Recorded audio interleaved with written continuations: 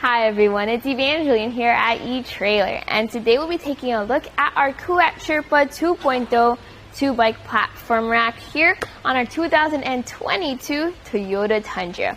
The Kuat Sherpa is a very popular bike rack because it has all of those key features you would expect from a Kuat rack. It looks great, it's lightweight, but it also has the ability to tilt away, and you have included locking features. So we'll talk about those features, what makes a good fit for the Kuat Sherpa. That way you can get the best fit for you, your bikes, and your truck.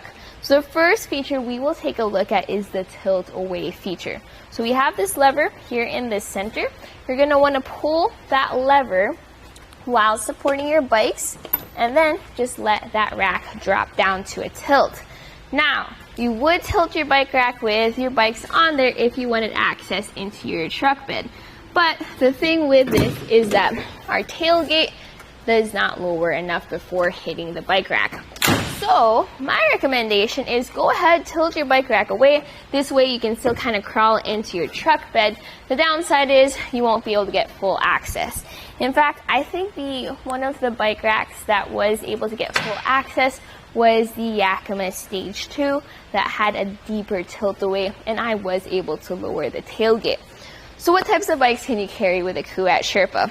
Well, as you can see here, we have our mountain bike, but also with a weight capacity of 40 pounds per bike, you can carry your slightly heavier than usual bikes, but not your extra heavy electric bikes. If you want to carry your extra heavy electric bikes, take a look at the Rocky Mounts monorail or upgrade to the Kuat NV 2.0 instead.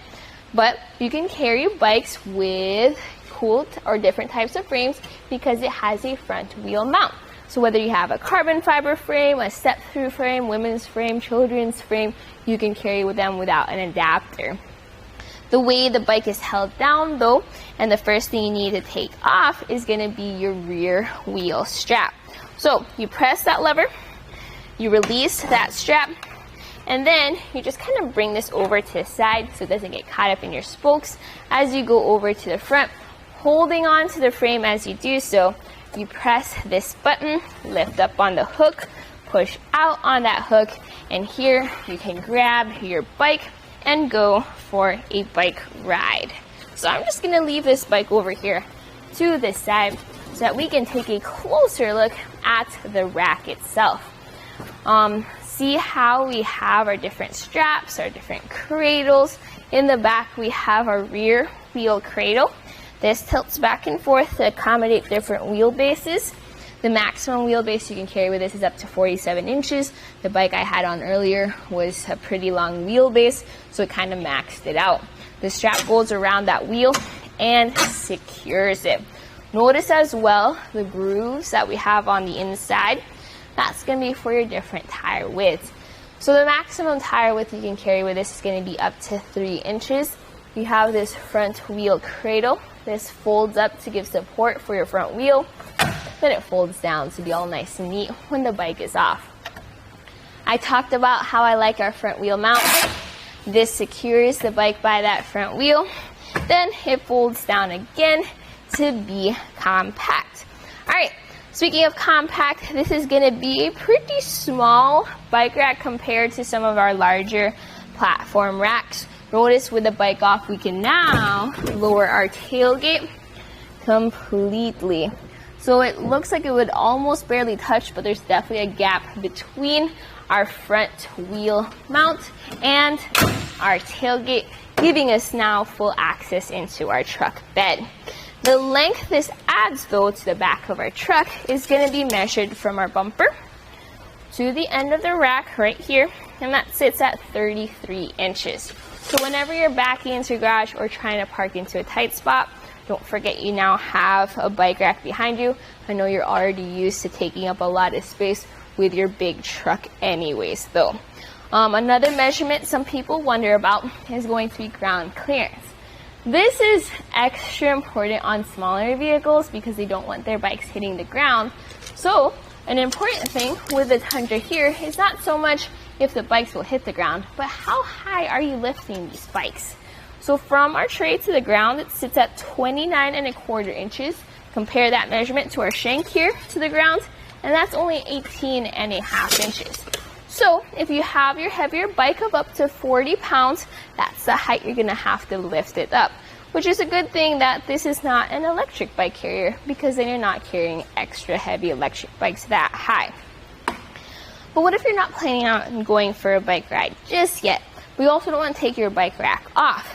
I personally recommend just going ahead and driving around in the down position, but you can also just press this lever and very quickly, very easily just fold it up like that.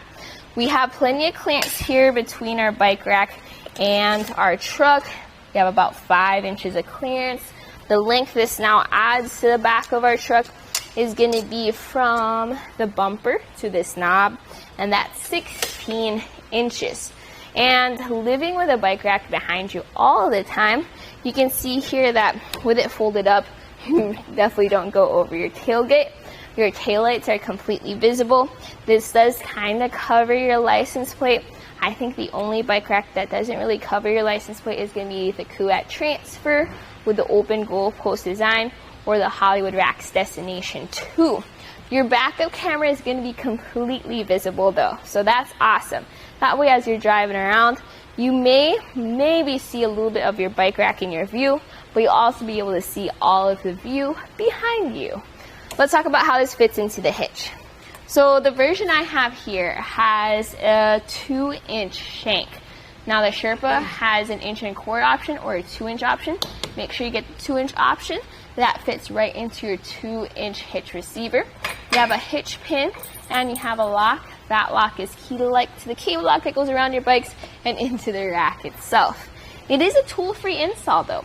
So instead of having to carry around a wrench or an Allen key, you just pop it into your hitch, you tighten it down with this knob here, and that releases or extends a ball cam on the inside of your hitch receiver, creating an anti-rail effect. So to shake the bike rack around, even over here by the bike rack itself, notice I'm really just shaking the car at this point. That's because the connection is secure and the construction is secure too, which is really good to see. So my personal thoughts about the Kuat Sherpa is this is probably going to be one of the nicer looking bike racks on the market. You actually can get this in different color options too. What I have here is gunmetal gray. It has these nice orange accents. You can also get it in metallic black with silver accents, or even a pearl. So really depending on the color of your truck, you can get your bike rack to match. But other than aesthetics, in terms of the features, this works out really well. You have really smooth movements, you have included locks.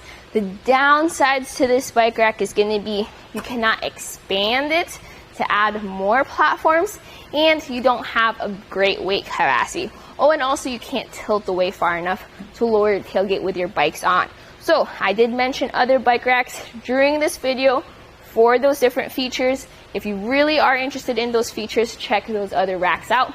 But either way, this is a really solid choice. This was a look at the Kuat Sherpa 2.0 2-bike platform rack on our 2022 Toyota Tundra. Here on our test course, we'll start by going through the slalom. This is going to show us the side-to-side action, which simulates turning corners or evasive maneuvers. Once we get to the alternating speed bumps, we'll see the twisting action. This will simulate hitting a curb or a pothole or driving over uneven pavement. Now lastly, we're going over some full speed bumps, and we can see here the up and down action, and this will just be like driving in and out of a parking lot, garage, or driveway. So we can see here how the bike rack moves with our truck.